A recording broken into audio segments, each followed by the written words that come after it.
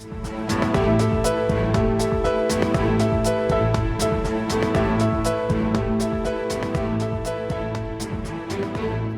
and gentlemen, my name is Tato Motlanthe. I look after Group Investor Relations for MTN, and it's my privilege and my honor to welcome all of you to the MTN Innovation Center here at 14th Avenue. Yes, I'm wearing a suit. Apparently, it's a thing. But it's a great privilege to welcome you to our presentation of the full year results to the period ended 31 December 2024. A special warm welcome to everyone who's in the house. Again, we appreciate you coming in, as well as to our MTN family across our markets who've also dialed in.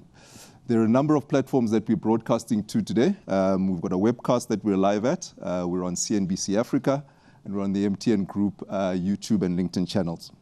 So just before we get going, maybe just to start with some of the usual housekeeping. The first one is that you should be seeing the disclaimer and safe harbor slide up on the screen. That really just covers today's presentation. Secondly, for those of you in the room, just to remind you again of the emergency exits. There's one to my right and one to the back of the auditorium. And then if you're sharing live updates, you can follow the conversation online. You can use our official hashtag, which is MTN Annuals 24, and tag us on @MTN Group. And then finally, just for those who are in the house, there are going to be refreshments for you. You have not come for nothing. And if we just take a moment to reflect before we get the proceedings underway, I think today's presentation is against the backdrop, I think, of a long-running track record of MTN of driving growth and creating value.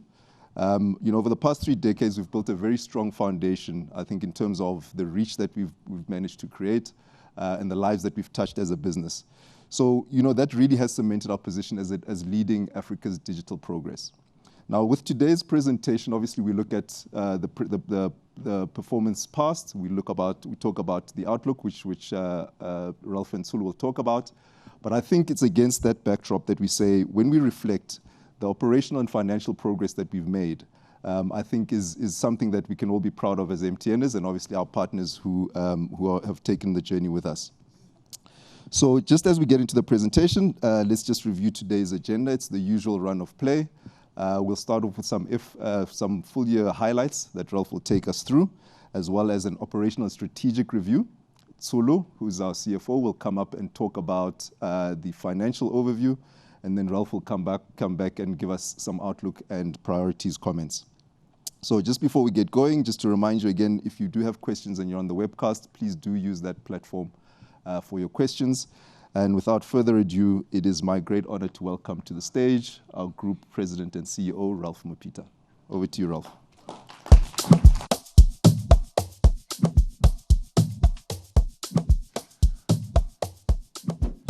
Tato, I'm also wearing a suit, by the way, so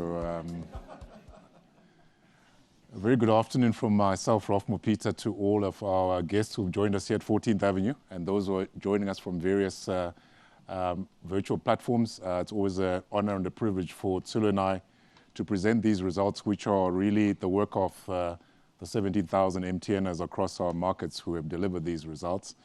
And really appreciate the time you've taken. And I think by now you'd have seen the SENS and then annual financial statements and have started to work your way through. What Sulu and I will try and do over the next almost an hour is to give you a sense of what we see as the key messages in our results as we've presented them today. From our side, just to start off by talking about what we believe are the 6 key messages that are within our results. And the results are delivered in a particular context of probably 2 halves in 2024. The first half of 2024 characterized by a very sharp devaluation of the Naira. The Naira closed in end 2023 at 907. And as the start of January last year, many of you remember it went to 1300 and at the peak was at actually 1900. So that sharp devaluation characterized quite a lot of our results in the first half. The second half of the year is still currency volatility, but much more muted. And we also benefited in the second half of the year with a renegotiated set of tower contracts in Nigeria with IHS as well as with ATC. And inflation was also starting to mute. So there's really a tale of 2 halves. And the underlying performance that we had consistently delivered started to bear and show fruits in the second half of the year. And as you see in our results, and Tsulu will present this, H1 over H2, steady earnings, cash flow, cash upstreaming, and better leverage outcomes coming. So giving us some momentum as we exit 2024. The second message is really that the commercial momentum is still driven by the two structural growth underpins we see in our own investment case, which is data growing pretty strongly. We saw data growth growing at 21.9%, and Tsulu will take us through that. And then the fintech business, much higher quality growth that we achieved. The base didn't grow as much, but actually the service revenue and the margins were expanding very nicely. And you'll see there that the growth is around 28.5% on service revenue. The third message is we are progressing with strategy and its execution.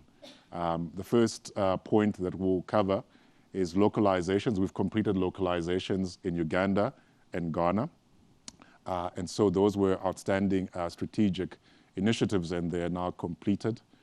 We've made really solid progress in terms of simplifying the portfolio and exiting certain markets. We're out of Afghanistan last year, out of Guinea-Bissau, and out of Guinea-Conakry. And on the fintech side, continuing to expand the ecosystem, progressing with structural separations, and deepening the partnerships that we have. The fourth, Tsulu will cover in a lot more detail, is the balance sheet. The balance sheet, again, experienced the effects of the two halves of last year. You well remember that the holdco leverage went above our guidance, 1.6 times at the end of the half year. By the end of the year, we're back in guidance at 1.4. And also the cash upstreaming was much better in the second half. And that also helped give the business a healthy liquidity position, as Tsulu will cover. Fifth message, guidance maintained overall for the group, and we've reinstated Nigeria guidance. We suspended Nigeria guidance last year because of the uncertainties around the macro, and we feel pretty confident this year that the outlook is more visible, and we are prepared to put our stakes in terms of FY 2025 guidance, which we have called out specifically, and then reinstating the guidance. Final message is really about dividends.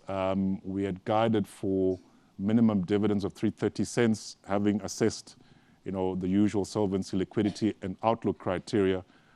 We felt it's possible. The board on Friday approved a dividend of 345 cents per share, also signaling an anticipation of a dividend of 370 cents for FY 2025 payable in April 2026. So those are the key messages. And starting with commercial momentum, let me pick up on that one first. And obviously, the commercial momentum in our business is largely driven by data as well as the fintech side. And as I mentioned earlier, a bit more muted growth on the core connectivity business, 2.2% up. And that's in a period where we had the NIN-SIN registration. So we deleted a lot of subscribers in Nigeria so that we could be compliant in meeting the NCC requirements of NIN registration. But actually, the active data subscribers grew, pretty nicely, 7.7%. The data traffic, the demand, and use of our networks continue to grow, pretty strongly there. Same profile on Momo monthly active users. We did quite a lot of work to clean up the base, reduce some of the incentives around commission. We don't count wallets now that are seeded but are not active. So cleanup of the base has resulted in more muted growth on the base, but actually transaction volumes as well as transaction values continue to grow. So much higher quality growth, which we are very happy with. In terms of the financial highlights, I won't dwell on them too much. Tsulu will cover, but maybe to pick on a couple of KPIs. Service revenue at 13.8, getting much closer to our guidance range of 14 to 16 when we say mid-single digit. And again, a tale of two halves. The first half, service revenue was about 12.2, second half, 15.5. So starting to see an acceleration coming into the second half and driven by data and fintech. You see the growth levels there. In terms of our earnings, we often shine or put the focus on adjusted headline earnings, which we see as a measure that gives you a sense of underlying earnings momentum in the group.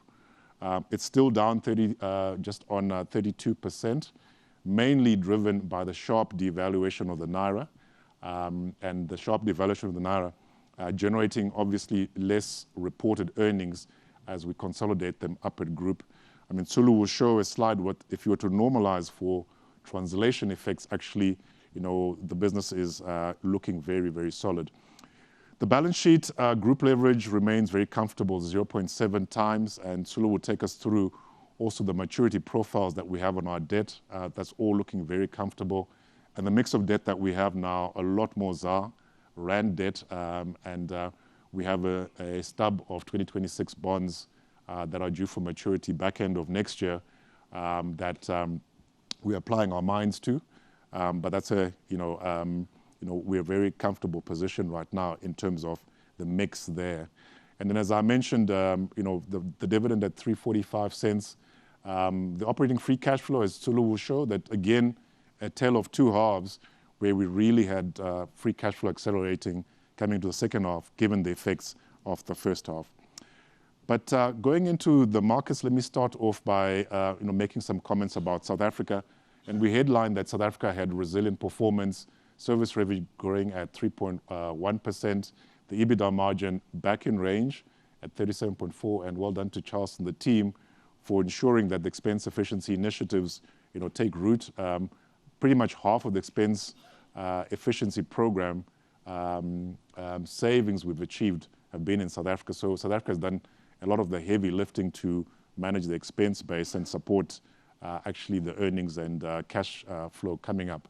The context of South Africa was that actually the macro was relatively benign, and in many respects we started seeing inflation moderate, even though it's at a low level. The consumer in South Africa in the near term has been buoyed by tapping and having access to the two-pot retirement system. I think in the short term that creates a bit of liquidity, but long term you can have a different point of view around that. So the consumer was relatively in a better shape, and we saw that pretty much in our postpaid business. The postpaid results were pretty solid. Enterprise was solid. We saw good growth also on fintech and digital. Our key challenge has been to see the benefits of our price ups in prepaid. They haven't come through as at the end of the year. And as we said today, we're still working through those. And that's probably the one area that would call out that we didn't meet our own expectations in terms of delivery. But when you look at the other areas, network, we rolled out 9.8 billion Rand of CapEx. 1.5 of that was network resilience investment. The network resilience investment is complete. And actually in the last couple of days where we had some load shedding, we actually saw that the network is delivering very high levels of availability, even when we experienced stage 3 load shedding several days back. So as I mentioned, service revenue 3.1 as we exited the end of last year when we do our NPS measurements, seeing a leading NPS position as we exited Q4. Nigeria, Carl is in the room. For those who are on virtual platforms, you can't see him, is right in front here.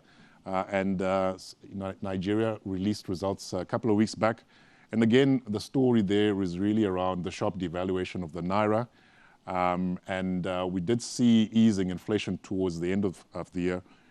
We had to deal with quite a lot of regulatory issues in Nigeria last year. The NINSIM was one, but there were spectrum renewals we had, as well as new spectrum that we acquired, to give our network the capacity and headroom that we needed. The big activities in Nigeria was executing on the 5-point plan that we'd communicated to shareholders at the EGM in May of last year. We had a very clear plan and said if we execute on these 5 levers, we would end up the year in a much better place. And thanks to the execution that's been done by Carl and the team, we exited the year on a much stronger footing, having had the renewal of the tower contracts with ATC and IHS. We reduced the LC exposures. We started the year with about $400 million and ended kind of with a relatively de minimis amount of about 20 as we worked through all the outstanding obligations there. And obviously, importantly, now we have the tariff adjustments approved at the beginning of this year at 50%. that we've started to implement. We haven't completed the implementation, and that all supports our view in terms of us bringing back the guidance for Nigeria. And the outcomes there, very strong service revenue growth, 35.6% above the guidance. Data traffic, very strong. So you see a very healthy yield of data traffic to service revenue growth in Nigeria. And we did maintain our network leadership. In Q3, we thought we'd lost network leadership because we had been very strict around SIM NIN registration and deleting subs where we didn't have the NINs. That affected NPS in Q3. By the end of Q4, we were back in the leadership team. So very strong set of results underlying in Nigeria, notwithstanding the macro effects, which we're beginning to see easing. And importantly, Nigeria eked out a bit of a profit in Q3, and then we saw also a profit in Q4. Still needs to work through the negative equity and distributable reserves, and we can talk about that in Q&A. In the rest of the markets, just to highlight, and obviously, SIA really powered by the results of Uganda, and Uganda came out with its results last week, and we also see Weka very much powered also by Ghana. So in both regions, SIA and Weka, very strong set of results coming in for both data and fintech. And to those teams, we have VP Yolanda also in the room, who looks after our SIA region. MENA, it's a story around Sudan, basically, where we had very challenging operating conditions given the ongoing conflict. The humanitarian conditions there are very dire, and we're doing our bit to keep our network up and enable as many people in Sudan to stay in contact with loved ones. But as the year went on, and obviously inflation picked up, and inflation was getting close to 300% in Sudan, and the war conditions, towards the back end of last year, we started seeing, particularly in the east towards Port Sudan and coming back to Khartoum, that we're able to get some of our sites back on air, and we started seeing an improving trajectory the second half of last year. And even the beginning of this year, we're beginning to be able to get some of the sites back on air, particularly in Khartoum, which used to be 70% of our earnings. So the big issue there has really been around Sudan. On fintech, as I said, better quality growth that we're seeing when you translate it into revenue and earnings. So been very focused on improving the commercial monetization, advanced services, big push on bank tech, and opening up more remittance corridors. We saw advanced services going up by 52% and they comprise now about 30% of total service revenue. So very pleased with that. And as I mentioned earlier on, good transaction volumes and value beginning to come up in the business. Pushing ahead with the commercial rollout of our agreement with MasterCard on virtual and physical cards. And we started deploying those in a couple of markets, and happy to talk about that. In terms of portfolio optimization and ARP, as I mentioned, localizations completed.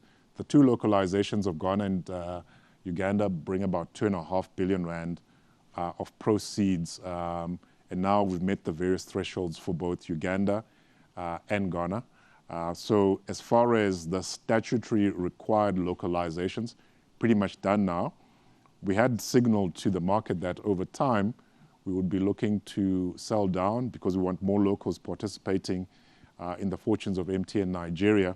That 11% is still out there, as is Cameroon's 10%. So those are the sell downs that are still to be executed over time. And on portfolio optimization, as I mentioned earlier on, we've completed the exits of Afghanistan and the two Guineas. So a lot of progress there. Creating shared value is part of Ambition 2025, where we're saying ESG is at the core. And we basically have three areas that we're executing and tracking performance. The first is under E, putting a focus on greenhouse gas emissions, and off a baseline of 2021, looking to improve and reduce the greenhouse gas emissions. So you see a very good score of 46.2% reduction against that baseline. Now, within that, there are some of the previously Scope 1 emissions that have actually now moved to Scope 3 when we did the SA Tower deal with IHS. So, I mean, the 46 is factually the results, but it flatters a little bit. But it's still good growth as we push towards 50% by 2030. Broadband coverage, good progress, 93%, almost there. And we're targeting to get to about 95% by the end of this year. And so part of our CapEx budget that we have for this year is really to improve coverage to meet that target of 95%. And then diversity and inclusion, which is important to us as MTN. The key metric we look at is women in the organization. Again, made good progress. 3 years ago, we were at about 39%, so we're at 43, almost 44, so still some work to be done. And actually making very good progress in some of the areas below that headline number. So we measure women in tech within our organization, and that's been going really well. And actually, we've now upped it as we go into the years that come ahead. So really good progress around the main KPIs. We focus on ESG. Obviously, one of the things is, do we reduce the cost to communicate? And actually, that's on a blended basis come down just almost 11% across our markets. Before I ask Tsulu to take us through the financial results, and I'll come back with outlook and priorities, how are we doing against the medium-term guidance that we have committed to the market? So on group service revenue, pretty much there, 13.8. If we exclude Sudan, it's 14.4. So pretty much back in mid-teens, and the second half of last year was 15.5. So you see that acceleration coming through. South Africa, I think we're ticking the boxes in pretty much all the barriers. Prepaid is where that's bring us down a bit and not enabling us to meet our 4 to 6. But the other areas growing on very nicely. So Nigeria, fintech, the holdco leverage, asset realization, and the ROE was obviously affected by a huge chunk of Nigeria earnings that used to be translated at 400 odd, now being translated at 1500 odd. So that actually has been the big impact on the ROE. So good progress, and let me hand over to Tsulu to take us through more of the numbers, and I'll be back for outlook and priorities.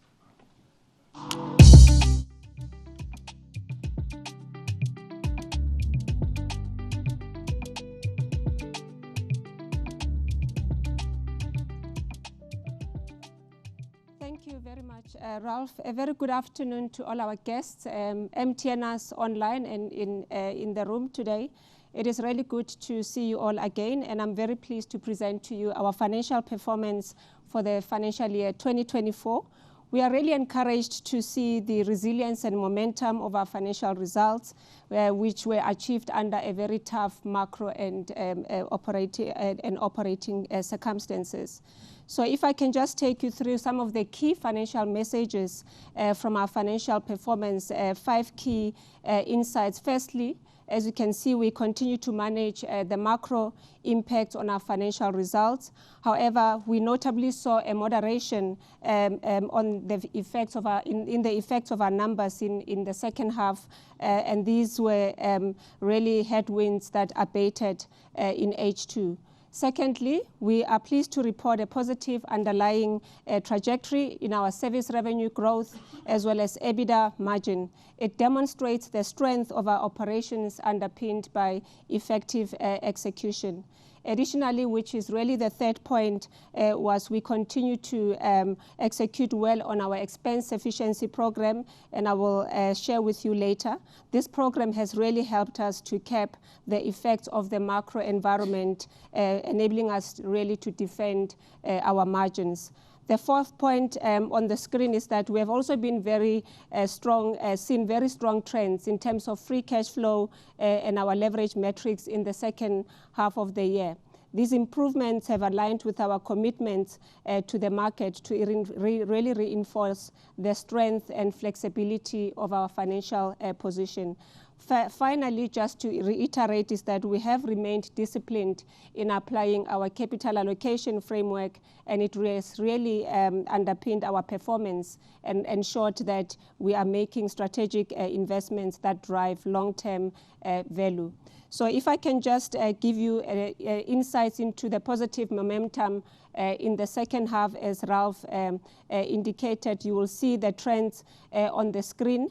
On our key financial metrics. I will speak to these throughout my presentation, but as you can see, our service revenue growth accelerated in the second half to 15.5%, including MTN Sudan, which started to show more encouraging trajectory, but overall a very pleasing acceleration relative to the 12.1% that we reported on in the first half.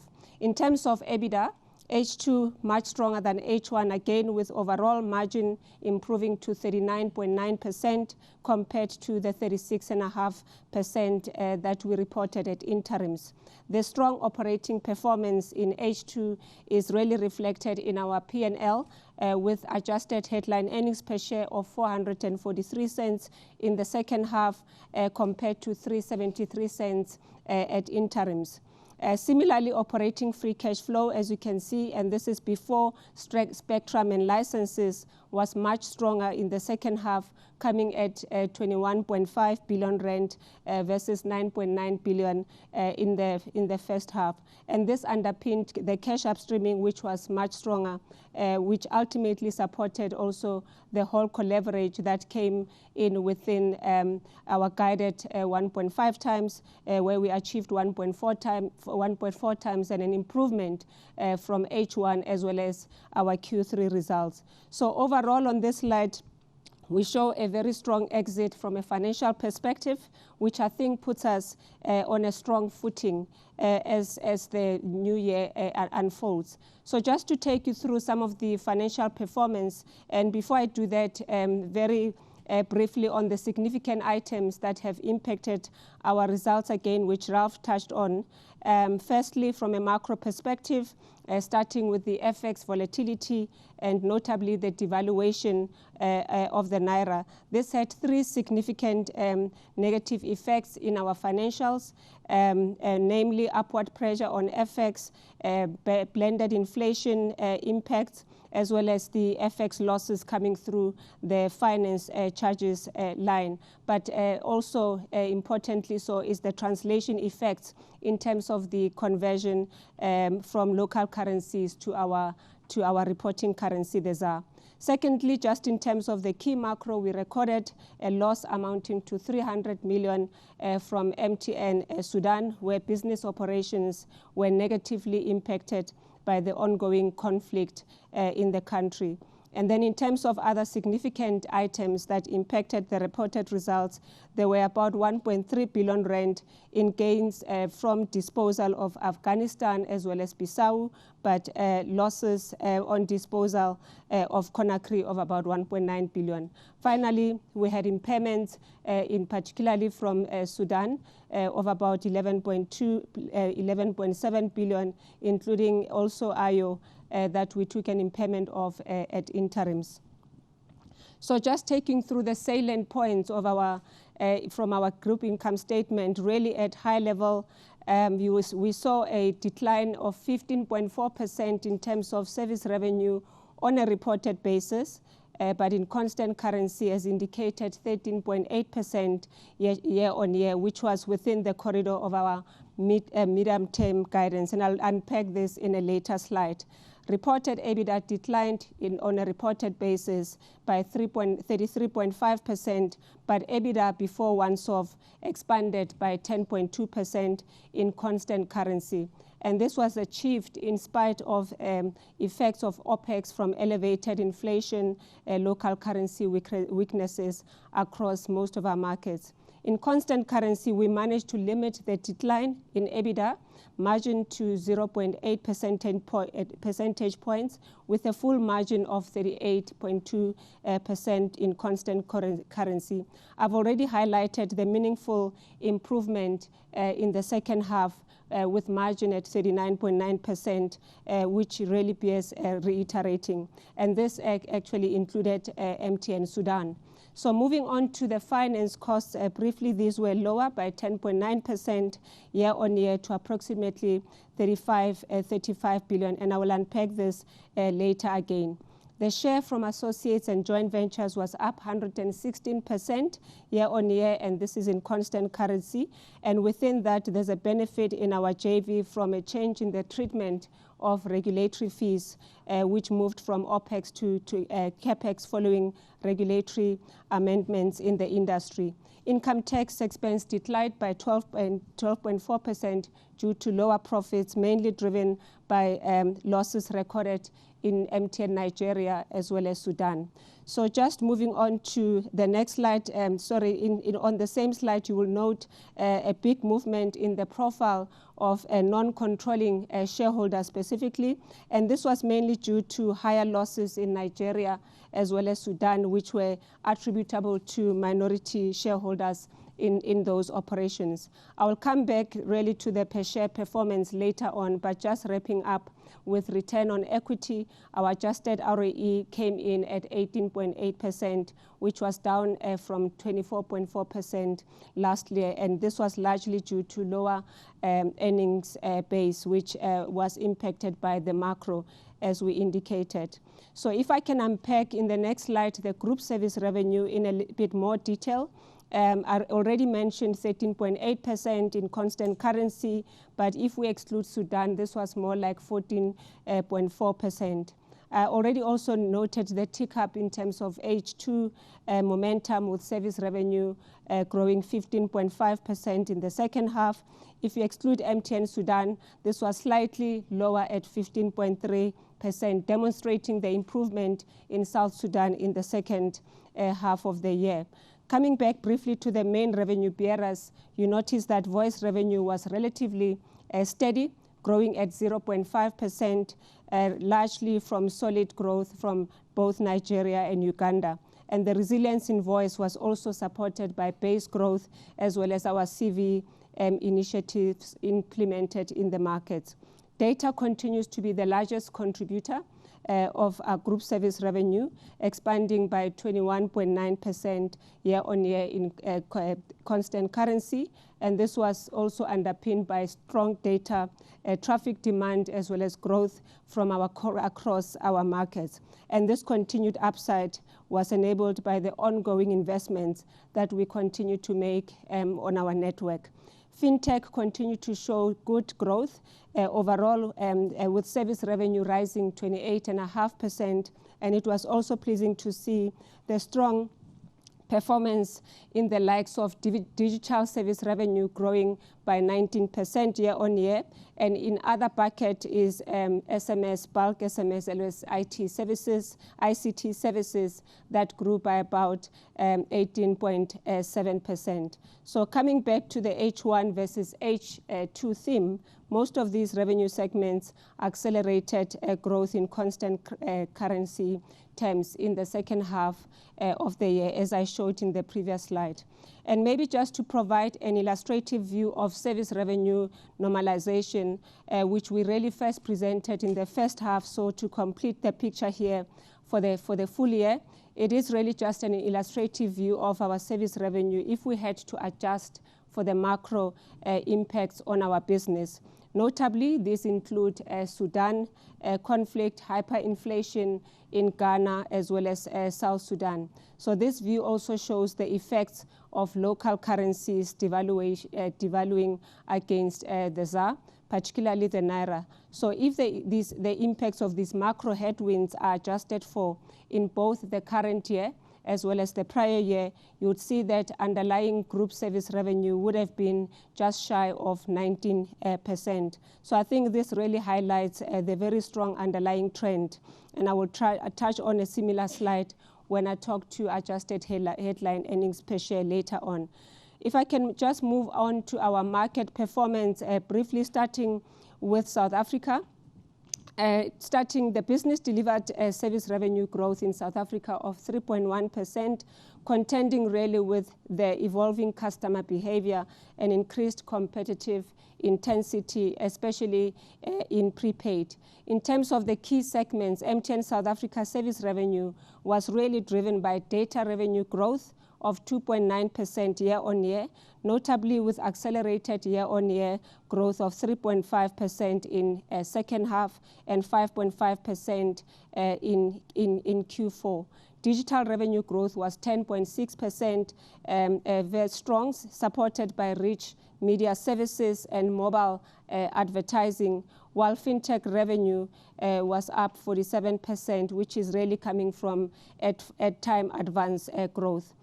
Other revenue, which includes enterprise ICT and bulk SMS, was up 20.4%, mainly from new deals in enterprise.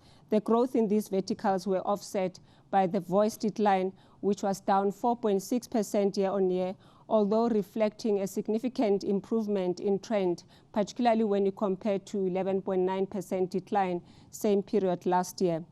This outcome was supported by improved network availability following the completion of the network resilience program in South Africa. And then wholesale revenue really remained flat year on year. Just quickly on the expenses profile, these were very well managed, again, with total cost growth contained at 0.2% year on year.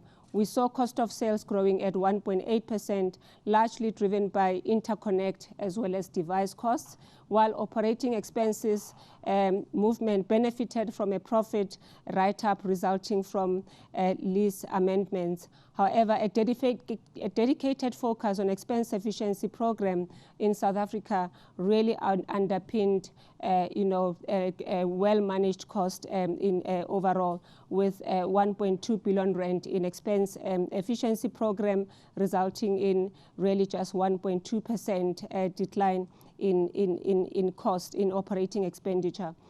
EBITDA adjusted for the disposal of sale and leaseback on towers was at 5.5%, however expanded 4.4% if we further adjust for the disposal of the sale from insurance receivables. The margin, excluding the gain from disposals and insurance receivables, was at around 37%, which was really up 1 percentage point as well. So on this basis, MTN SA's EBITDA margin in H2 was really at 38.2% compared to 36.5%, demonstrating really an encouraging improvement in the second half of the year. And then finally, when we look at CapEx, MTN SA deployed 9.8 billion rand, excluding leases, in capital expenditure, focusing on the completion of its resilience network program that we reported earlier in the year, as well as improvement in capacity, as well as quality of the network, with CapEx intensity of 18.6%. Now, if I can turn to Nigeria briefly, and I won't go into the detail. I think most of you will have seen the results at the end of February that were reported. But firstly, just to reiterate, service revenue, very strong delivery at 35.6% in constant currency, in line with prevailing average inflation and also the medium-term target. The growth was really quite broad-based, led by very strong growth in data revenue, but also supported by solid performance in voice. The second point on expenses, really just to reiterate, 63% growth in constant currency terms, reflecting the Naira devaluation effects on hard currency costs, as well as high inflation and network and energy costs in the country. There was also the effects of a new VAT on leases that was introduced in September 2023, having a full year impact on the 2024 numbers. MTN Nigeria successfully renegotiated its tower lease agreements and was able to realize savings of 1.3 billion rand in OPEX.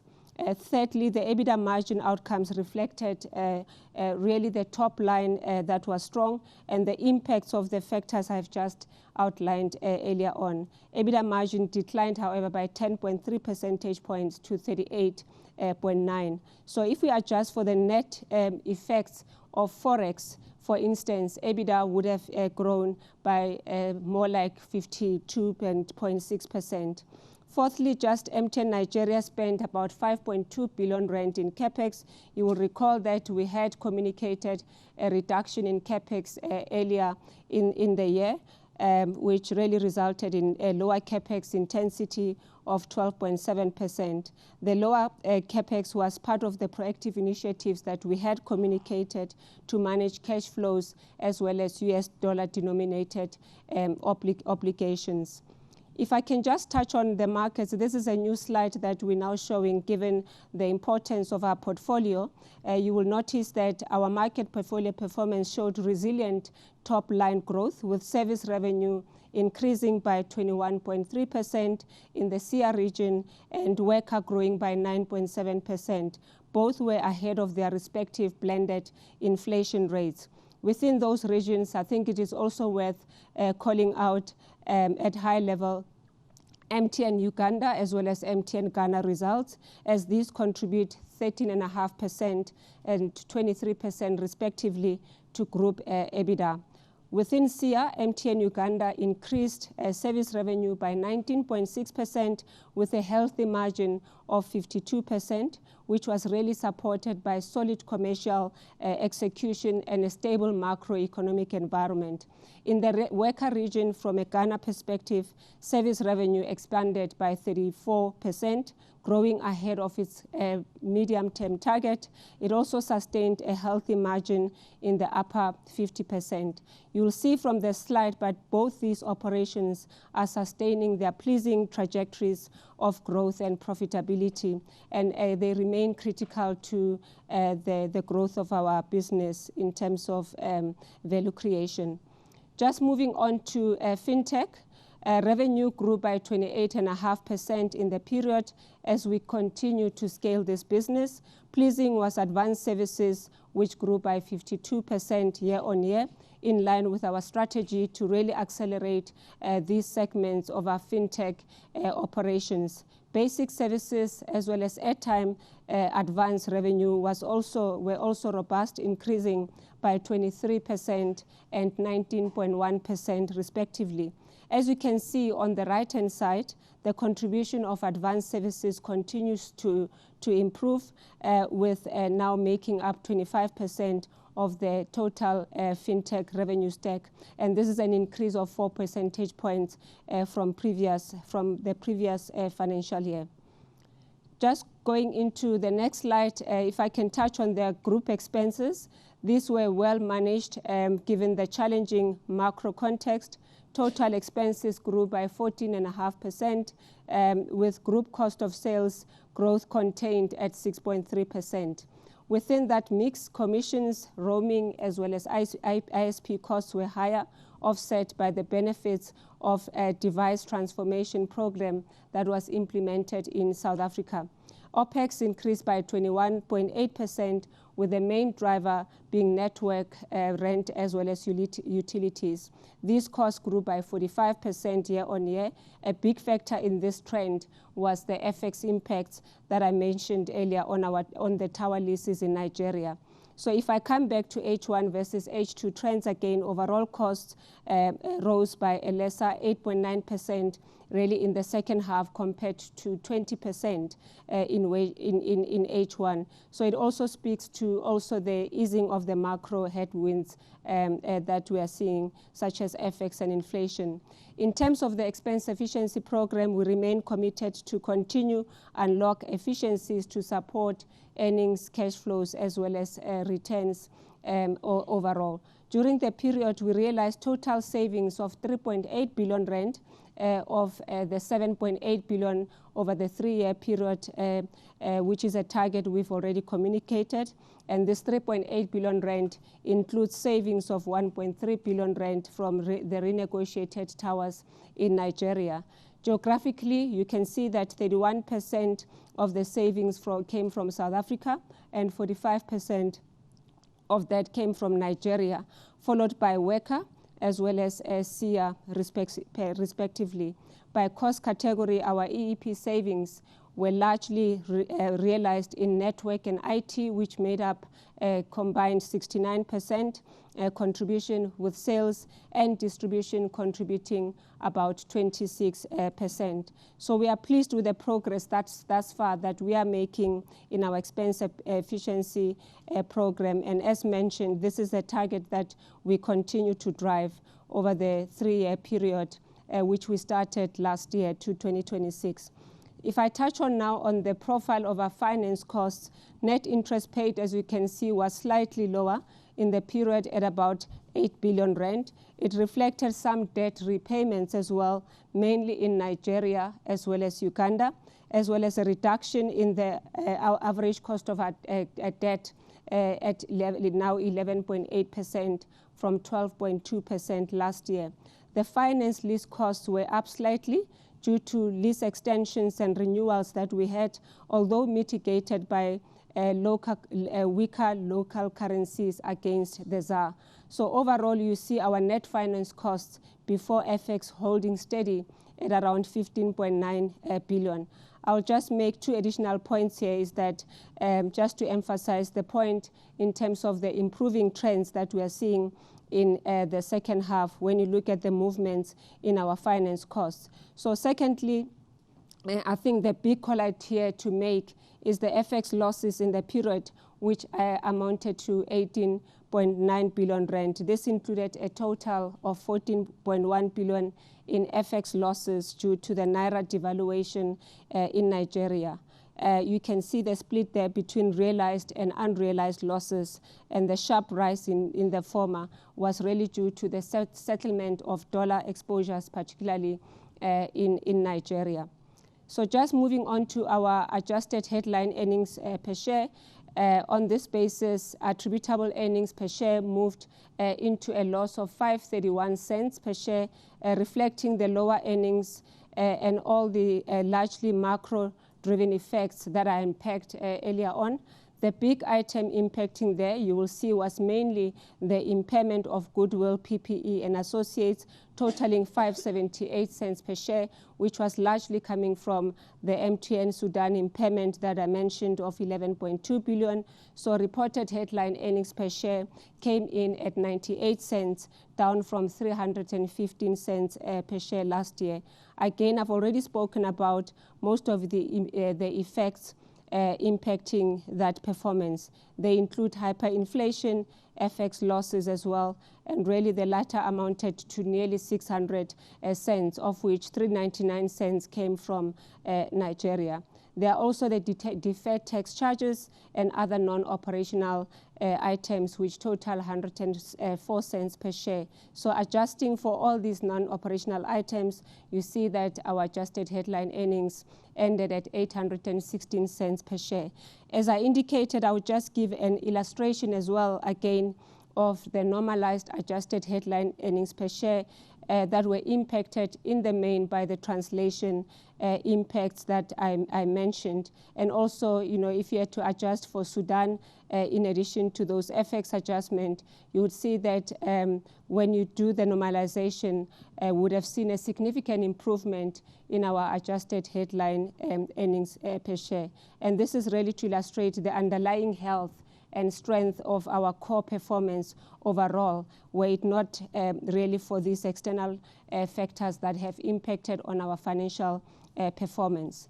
Moving on to CapEx, we capitalized in total 29.9 billion rand, excluding leases. This was within the guidance that we provided to the market of between 28 to 33 billion rand, with CapEx intensity of 15.9%, also within the medium-term target that we communicated of 15 to 18%.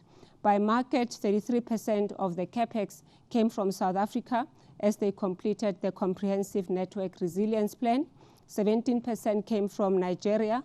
As I indicated, we had reduced CapEx in Nigeria earlier in the year. And then a combined 44% of our capex came from SIA as well as the worker market as they continue to invest for growth in those regions. And then by category, as you can see, around 73% of our capex went towards network investments, and then the balance was more into IT and other areas, which also includes our platform businesses. So we do continue to invest and deploy our capital expenditure in line with our capital allocation framework to support the growth of our businesses as we execute on our strategy. If I can move on to our free cash flow analysis, from the waterfall, you can see that the operating free cash flow before spectrum and licenses declined by 31.6% to 31.4 billion rand. This is largely reflecting the pressure on earnings, as I've discussed, as well as a net working capital outflow of 7.8 billion rand. In the main, this was higher due to trade receivables in various of our businesses, particularly SA and Nigeria, but also the prepayments that we make to try to mitigate against FX volatility in our markets. We also made cash payments for leases and as well as capital expenditure of 9 billion as well as 30 billion rand respectively.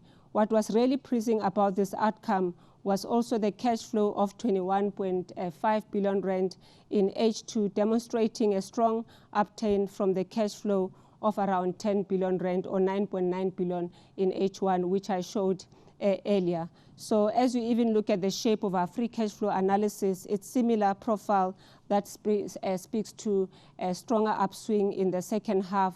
If you recall that we had negative working capital at H1 of about 2.4 billion rand, and therefore a positive swing in free cash flow of 8.4 billion rand, thus ending us with 6.6 billion rand in free cash flow.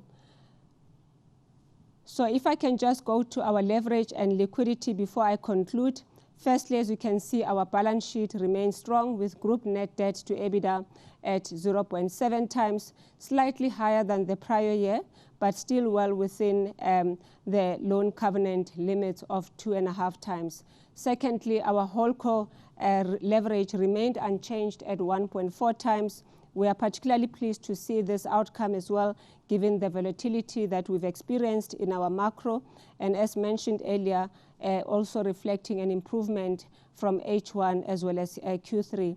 We did communicate that we expect to see a trend back to around our medium-term threshold of 1.5 times. And then on the foreign currency denominated debt, it totaled 21% of holdco debt, well below the target of 40% that we had communicated. And this is really a demonstration of our focus in terms of faster deleveraging of the non-rand debt. Thirdly, holdco leverage was also anchored by the strong cash upstreaming that we received from the markets. In the second half, we got 1 billion rand more than we did in the first half. So overall, in total, we upstreamed 14 billion rand for the year, with 7.5 billion in the second half. We also received additional proceeds from the Ghana as well as Uganda localization of about 2.5 billion, which is in addition to the cash upstreaming of 14 billion rand. On holdco liquidity headroom, it remained healthy at 41.3 billion rand, with 19.9 billion rand in cash balances and 21 billion rand coming from undrawn committed facilities. So very strong liquidity profile at holdco level. I think the final point here to make is really on the debt maturity profile. The market remains supportive, the debt market remains supportive to the group, and we have been successful in refinancing our maturity debt under the DMTN note program as well as the bank loans overall. And we're exploring options for the relating to the maturity of the Eurobond 2026 that comes up towards the end of the year next year. And I think Ralph did touch on this specifically. So overall, our balance sheet remains very strong and continues to provide the flexibility that we need to drive our growth as well as our strategic priorities. And in that regard, our capital allocation program remains very relevant for us, and it has helped us as well to steer through some of our challenging macro conditions. So in summary, the financial performance for 2024 demonstrated underlying strength and encouraging H2 trends, as you saw earlier, and momentum, particularly in service revenue, earnings, as well as free cash flow generation. As I've discussed, these factors translated well into our balance sheet development, and we remain focused on delivering value for our stakeholders throughout our disciplined financial management. Ladies and gentlemen, that ends my presentation. I will then hand over to Ralph. Thank you.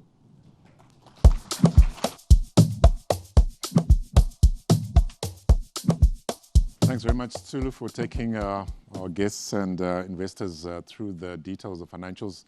A couple of comments from my side before we go into Q&A. As we think about the outlook, I guess the macro outlook at the global level remains relatively uncertain as one tries to assess what is happening really around tariffs and some of the geopolitical developments. They have a way, even though they are far from us, to have second-order impacts that may affect us, so remaining alive to them. I guess one of the short-term impacts we need to assess is really what happens with the pullback of aid funding, particularly from the global north, in some of our regions that actually depend on on some of that funding that has been pulled, and the fiscal hole that now needs to be filled. I guess that's something that we need to assess, what happens in the next couple of quarters. But if one looks at, the last couple of, months of the year that we've been in, as well as the outlook, certainly it looks like it's a period that we're going into where inflation is more benign and actually trending down. In Nigeria, they've actually rebased inflation. So you'll see on the chart there, we haven't put, because we're trying to assess what the rebased inflation and the outlook looks like. But the general trend is inflation abating and currencies relatively less volatile than the period past. So good economic growth, seen across many of our markets. Currencies relatively stable, forecasted both for the period of this year and into next year. And as I said, inflation beginning to taper down, which is, as you all know, our economic engine starts with service revenue above inflation to drive real growth. So as inflation eases and we start seeing our service revenue improve, that is positive, for us going forward. This chart you're very familiar with, which we started at the end of COVID, just to assess, the demand, for our services by just looking at traffic, and you see those patterns continue to be structural in the sense that the demand is not, plateauing. It's still growing very significantly.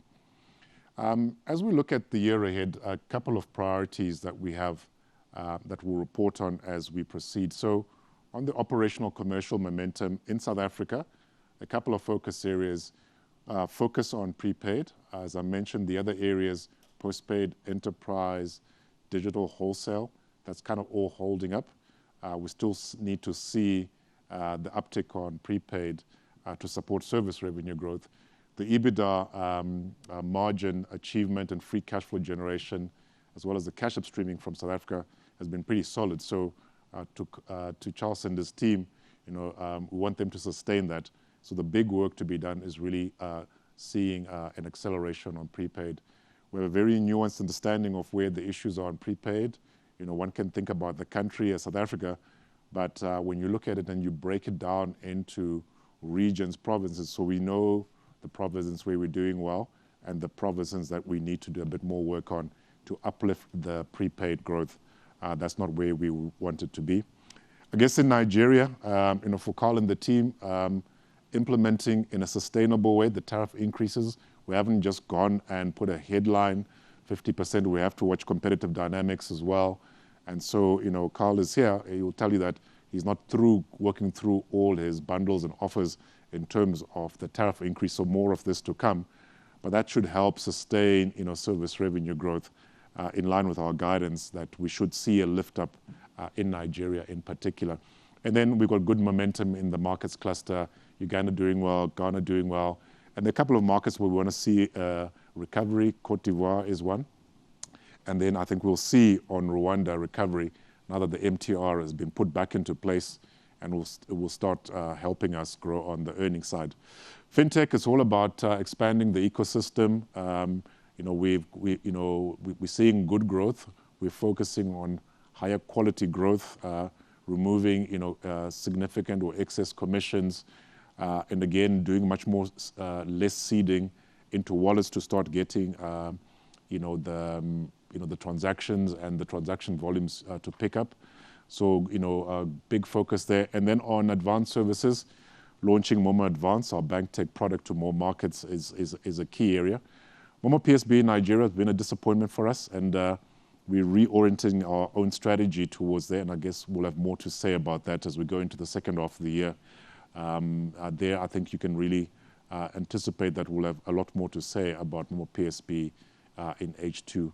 As Tsulu mentioned, expense efficiencies, we did 3.8 billion. We still got to go away towards the 7 to 8. For the year that we're in now, we're looking at CapEx 30 billion to 35. It's a bit of a range.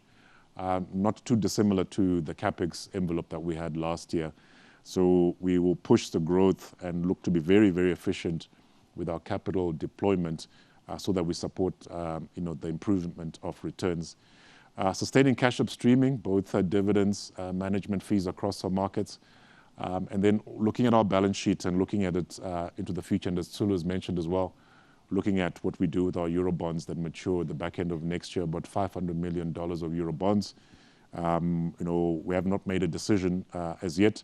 We're looking at sources and uses of capital, and we'll apply our minds in the second half of the year, what we will do given the various options that we have. And I guess importantly for us, a sustained performance from Nigeria, where we start seeing, profitable growth month on month, should really, go a long way to resolving the negative equity position that we have and building up the distributable reserves, because you need the distributable reserves built up to a particular level to be able to distribute dividends.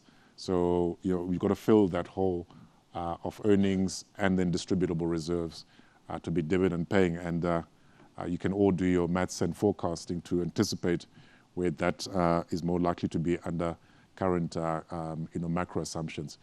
So thanks very much. Again, on our HoldCo, on our medium-term guidance, we remain with our medium-term guidance.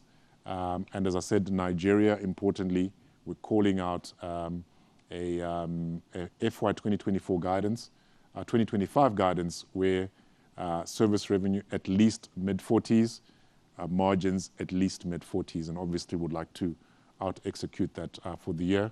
And then the dividend anticipated by the board for this year, payable next year, would move from 3.45 to 3.70 cents per share. So thanks very much for listening. So you have been watching the Group CEO of the MTN Group, Mr. Ralph Mupita.